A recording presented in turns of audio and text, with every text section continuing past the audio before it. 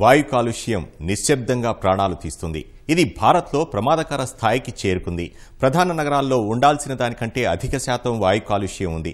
పరిశ్రమలు, వాహనాల నుంచి వెలువడే ప్రమాదకరమైన విషవాయువులు, ప్లాస్టిక్ వ్యర్థాలు, ఇతర వస్తువులు కాల్చడం ద్వారా వెలువడే పొగ కారణంగా వాయు కాలుష్యం ప్రమాదకర స్థాయికి చేరుకుంటోంది. దీని కారణంగా ప్రతి ఏడాది ప్రపంచవ్యాప్తంగా 70 లక్షల మంది మరణిస్తున్నారు. వాయు కాలుష్యం, శ్వాసకోశ వ్యాధులు, గుండె జబ్బులు వస్తున్నాయి. మరి ఇంతకీ భారత్లో వాయు కాలుష్యం పరిస్థితి ఎలా ఉంది? ఇది ప్రధాన నగరాలకే పరిమితమైందా లేక గ్రామస్థాయి వరకు విస్తరిస్తుందా? కట్టడికి ఎలాంటి చర్యలు తీసుకోవాలి?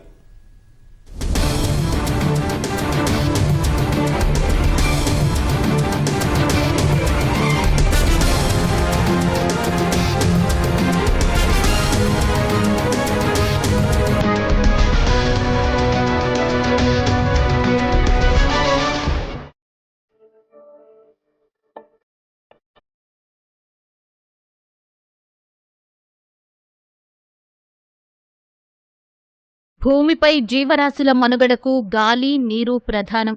ఇవి లేకపోతే జీవుల మనుగడే లేదు. అలాంటి గాలి, నీటిని రక్షించుకోవలసిన అవసరం అందరికీ ఉంది. అయితే నేడు వాయు కాలుష్యం ప్రమాదకర స్థాయికి చేరుకుంది. ప్రధాన నగరాల్లో అయితే దీని తీవ్రత మరింత ఎక్కువగా ఉంది. భారతదేశంలో 1.4 బిలియన్ల మందిపై వాయు కాలుష్య ప్రభావం ఉందని ప్రపంచ బ్యాంక్ గత ఏడాది జూన్లో వెల్లడించింది. 2019లో భారతదేశంలో 1.67 మిలియన్ల మరణాలు వాయు కాలుష్యం వల్ల సంభవించినట్లు పేర్కొంది. ఇది దేశంలోని మొత్తం మరణాలలో 17.8% అని స్పష్టం చేసింది. దీన్ని పరిశీలిస్తే వాయు కాలుష్య ప్రమాదం ఏ స్థాయిలో ఉందో తెలుస్తుంది. వాయు కాలుష్యాన్ని నియంత్రించకపోతే భవిష్యత్తులో మరింత నష్టం వాటిల్లుతుంది. భావితరాల వారి మనుగడకు తీవ్ర ఆటంకం కలుగుతుంది. ప్రపంచ జనాభాలో సుమారు 99% మంది ప్రమాణాలకు మించి ప్రమాదకరమైన గాలి పీలుస్తున్నట్లు ప్రపంచ ఆరోగ్య సంస్థ పేర్కొంది. ప్రపంచంలో కేవలం 1% మందే స్వచ్ఛమైన గాలి పీలుస్తున్నట్లు WHO తెలిపింది. మన ఆంధ్రప్రదేశ్లో కనుక తీసుకున్నట్టయితే విజయవాడలో చాలా ప్రాంతాల్లో ఎయిర్ క్వాలిటీ బిలో 100 అంటే మంచి నాణ్యతమైన గాలి ఉంది. చాలా ప్రాంతాల్లో కొన్ని ముఖ్యంగా ఆటోనగర్ కానీ అట్లాంటి ప్రాంతాల్లో యాంబియంట్ ఎయిర్ క్వాలిటీ 130 నుంచి 180 ఉంది. ఇది కొంచెం మోడరేట్లీ పూర్ అంటారు దీన్ని. అదే మీరు విశాఖపట్నం వెళ్తే ఇది అబౌవ్ 230 నుంచి 340 వరకు ఉందన్నమాట.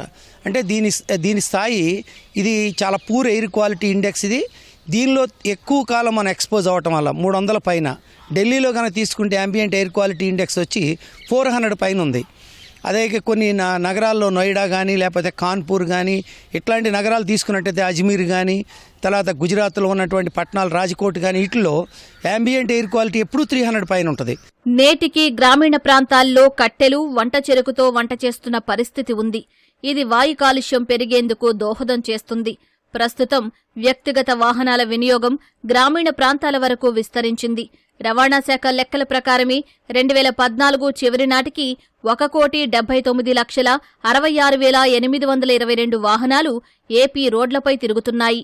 ఈ వాహనాల వినియోగం వల్ల వాయు కాలుష్యం మరింత ప్రమాదకరంగా మారుతుంది. ఇది ఇలాగే సాగితే భవిష్యత్ మానవాళి మరిన్ని అనారోగ్య సమస్యలు ఎదుర్కోక తప్పదు. దేశంలో 120 నగరాల్లో పీల్చే గాలి నాణ్యత నాసిరకంగా ఉన్నట్లు పర్యావరణవేత్తలు చెబుతున్నారు. వాయు కాలుష్యం అధికంగా ఉండడం వల్ల ప్రధానంగా వయసు పైబడిన వారికి చర్మ వ్యాధులు, వయసుతో సంబంధం లేకుండా అందరికీ ఊపిరితిత్తులకు సంబంధించిన వ్యాధులు వచ్చే అవకాశం ఉందని నిపుణులు హెచ్చరిస్తున్నారు. ఇవే కాదు, జుట్టు రాలిపోవడం, రక్తంలో కార్బన్ మొనాక్సైడ్ పెరిగి అనేక ప్రాణాంతక సమస్యలు ఎదుర్కోవలసి వస్తుందని నిపుణులు హెచ్చరిస్తున్నారు. టైర్లు, ప్లాస్టిక్ వ్యర్థాలు, పంట పొలాల్లోని వ్యర్థాలు కాల్చడంతో పర్యావరణానికి ప్రమాదకరంగా మారుతుంది. వివిధ పనులు జరుగుతున్న ప్రదేశాల్లో రోడ్లపై వాహనాల రాకపోకలు సాగించే సమయాల్లో వెదజల్లే దుమ్ము, ధూళి కణాలు ప్రజలు, ఇతర జీవరాశులకు ప్రమాదాన్ని తెచ్చిపెడుతుందని పర్యావరణ నిపుణులు చెబుతున్నారు. వాయు కాలుష్యం అనేది మానవ జాతికి ఒక పెను ముప్పులాగా తయారైంది. సమాజంలో రోజు రోజుకు పెరుగుతున్నటువంటి వాయు కాలుష్యం వల్ల అనేక రకాలైనటువంటి ఆరోగ్య సమస్యలు, ముఖ్యంగా శ్వాసకోశ సంబంధమైనవి, అలాగే చర్మ సంబంధమైనటువంటి అనేక రకాలైనటువంటి వ్యాధులు మానవ జాతికి ఒక పెద్ద పెనుముప్పులాగా తయారవుతుంది. రోజు రోజుకి వాహనాల వాడకం పెరిగిపోవటం, అలాగే అడవుల్ని నరికివేయటం, అలాగే అడవుల్ని తగలపెట్టడం, ఇంకా చెత్త వ్యర్థాలని తగలబెట్టడం ద్వారా సమాజంలో అనేక రకాలైనటువంటి కాలుష్యం పెరిగిపోయి ఆరోగ్య సమస్యలు మానవ జాతికే కాకుండా ఇంకా జంతువులకు కూడా, ఇంకా అట్లాగే నీటికి సంబంధించినటువంటి వీటిలో కూడా, ప్రాణరాశులన్నిటికీ కూడా ఇదొక పెను ప్రమాదంలాగా తయారైంది. 2020లో స్టేట్ ఆఫ్ గ్లోబల్ ఎయిర్ 2020 నివేదిక దేశంలో అత్యధిక వాయు కాలుష్యం నమోదైనట్లు పేర్కొంది. వాయు కాలుష్యం వల్ల 2013లో చనిపోయిన వారు 16.7 లక్షల మంది కాగా, వారిలో అనేక మంది పసికందులే ఉన్నట్లు ఈ నివేదిక స్పష్టం చేసింది. పుట్టిన నెల రోజుల్లోపే వారు కన్నుమూశారని వెల్లడించింది. ఇంటా బయట ఎక్కువగా ఉండే సూక్ష్మస్థాయి ధూళి వారి ఆయువు తోడేసింది.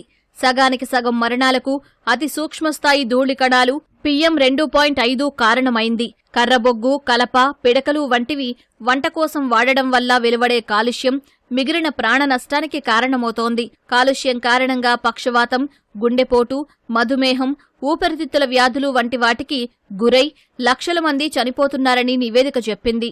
నేపాల్, నైగర్, నైజీరియా, ఖతార్ కాలుష్యం విడుదల చేయటంలో భారత్ సరసన ఉన్నాయి.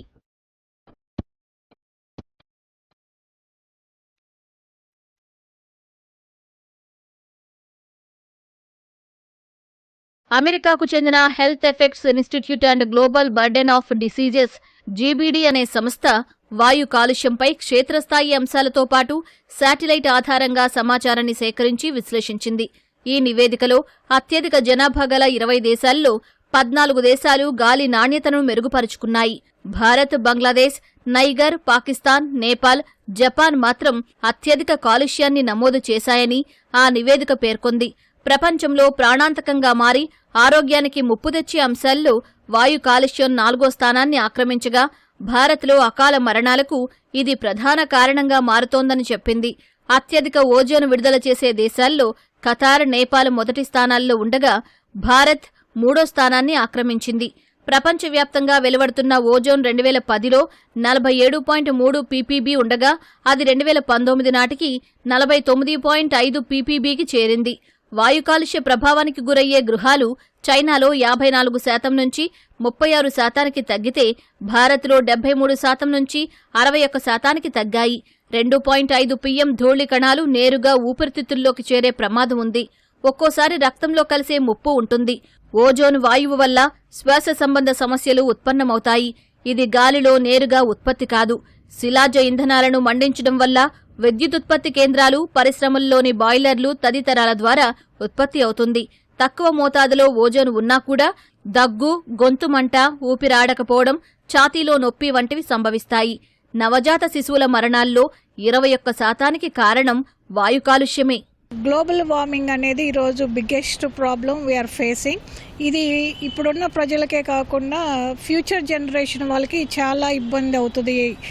సో దీనివలన ప్రజలు, ప్రభుత్వం అందరూ దీనిపైన సీరియస్గా ఆలోచించి అవసరమైన అన్ని ప్రికాషన్స్ తీసుకుని how to control the global warming అనేది చాలా ఇంపార్టెంట్. ఇది ప్రజలందరి యొక్క బాధ్యత.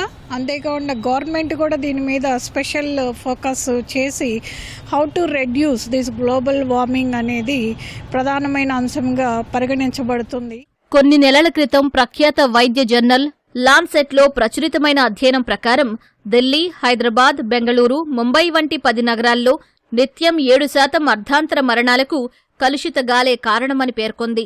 ఇప్పటివరకు వాయు కాలుష్యంపై మహానగరాల్లో ఉన్న ఆందోళనలు నేడు చిన్నపాటి పట్టణాలకు విస్తరించాయి. రాష్ట్రంలోనూ వాయు నాణ్యత అంతకంతకు దిగజారుతోందని హెచ్చరించింది.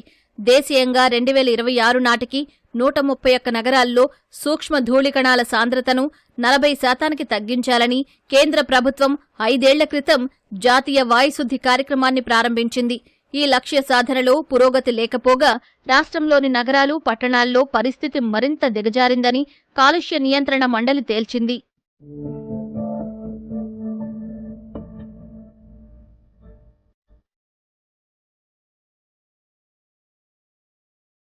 వాయు కాలుష్యాన్ని అదుపు చేయాల్సిన బాధ్యత ప్రతి ఒక్కరిపై ఉంది.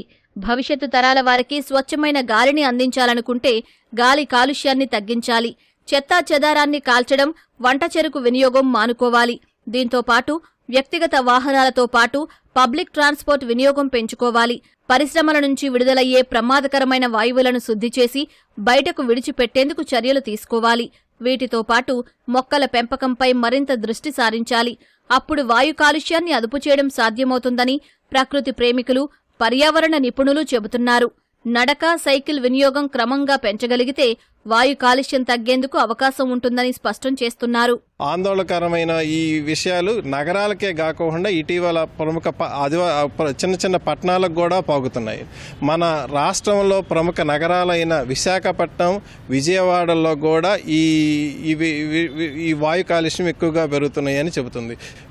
ఏలూరు, గుంటూరు, రాజమండ్రి, కర్నూలు వంటి నగరాల్లో కూడా ఈ నిర్దేశించిన ప్రమాణాలు అందుకోవటంలో కొన్నిసార్లు విఫలమైనట్టుగా ఈ సంస్థలు చేసిన అధ్యయనం చెబుతుంది. వాయు కాలుష్యం సమస్త జీవరాశుల మనుగడకి అత్యంత ప్రమాదకరం. అనేక అనారోగ్య సమస్యలకు మూల కారణం. ప్రమాదకరమైన వ్యాధుల బారిన పడి మరణించిన వారి కంటే వాయు కాలుష్యంతో మరణించిన వారి సంఖ్య అధికంగా ఉంది. కాబట్టి వాయు కాలుష్యాన్ని అదుపు చేసేందుకు ప్రభుత్వం ప్రత్యేక దృష్టి సారించాలి. దేశ రాజధాని ఢిల్లీలో వాయు కాలుష్యం ప్రమాదకర స్థాయిలో ఉంది. కట్టడికి ప్రభుత్వం తీసుకుంటున్న చర్యలు పూర్తి స్థాయిలో ఫలించడం లేదు. ప్రజలు దీనిలో భాగస్వామ్యం అవ్వాలి. నిరక్షరాస్యులు, ప్రజలకు అవగాహన లేనివారికి వాయు కాలుష్యం వల్ల కలిగే ప్రమాదాలపైన అవగాహన కల్పించాలి. ఈ ప్రజా అవగాహన కార్యక్రమంలో స్థానిక సంస్థలు సైతం భాగస్వామ్యం కావాలి. ప్రకృతి ప్రేమికులు, పర్యావరణవేత్తలు, నిపుణులు భాగస్వామ్యం కావాలి. అప్పుడే వాయు కాలుష్యాన్ని తగ్గించే అవకాశం లభిస్తుంది.